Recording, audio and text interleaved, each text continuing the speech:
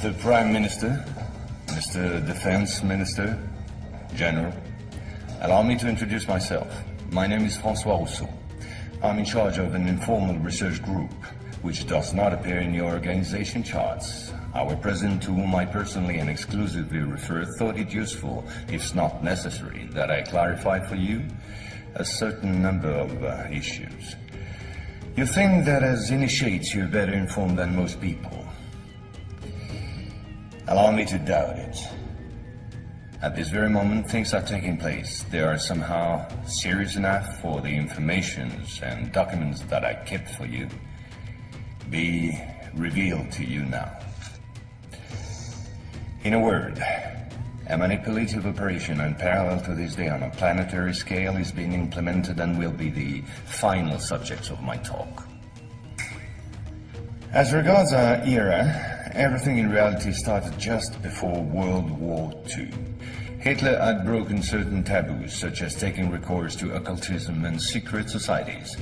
The Ahnenerbe, a Nazi organization assigned with, among other things, archaeological and anthropological research, found this during an expedition to Afghanistan. This flying object is called Vimana, or Astra, by the Hindus. Moreover, during exploration of the subsoil by the Russians and Chinese in 1927, traces of a very ancient nuclear explosion were detected. Certain sedimentary layers had been atomically vitrified 50,000 years ago. The very same phenomenon can be observed around today's nuclear test sites.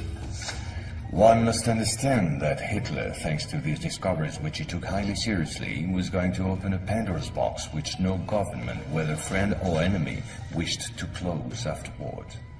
Behind tragic history, which we all know, lies a theory based on the existence of full moons associated with the four geological cycle. According to Hans Erbiger, founder of the world ice theory, the Earth had undergone 4 semi-global extinctions of life due to the fall of one of these moons. Effectively, as one goes along, the satellite moved closer, gravity changed and triggered some deep mutation of the genetic standard, thereby creating a race of highly intelligent giants measuring approximately between 10 to 13 feet tall. Several tens of thousands years later, the moon crashed, the impact causing a serious rise in sea levels and a nuclear-like global winter. This race of giants was to disappear due to a terrestrial gravity which had grown too powerful and incapacitating for their unusual size. Hitler was initiated to these doctrines, and contacts with Tibet in particular were frequent. The Nazis sought contact with the survivors of ancient civilizations, holders of ancient technologies like the previously described Vimanas.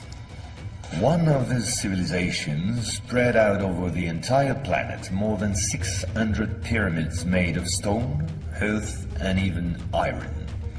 These pyramids are almost all pointed in the same direction, all have the same proportion as number pi, and all situated in magnetotelluric nodes. The oldest are in Asia. 2 of them are submerged, one south of Japan at Okinawa, another south of Cuba. These 2 were built about 12,000 years ago. I began by this more archaeological reminder for this reason. Our civilization is the 4th of the cycle which I described previously. Yes, I know that might well hurt our pride. We're neither the first nor the last. One must understand that the study and understanding of several recovered prototypes were the absolute priority to ensure Nazis' domination over the skies. The Allies, in parallel, focused on mastering atom and creating the first nuclear bombs. These secret bases were the center of all research supervised by the Nazis. In one of these bases worked Victor Schauberger, father of the Nazis' UFOs. Schauberger headed the Real Society in charge of anti-gravitational research. He died in 1958 in Texas, while working under protection of the United States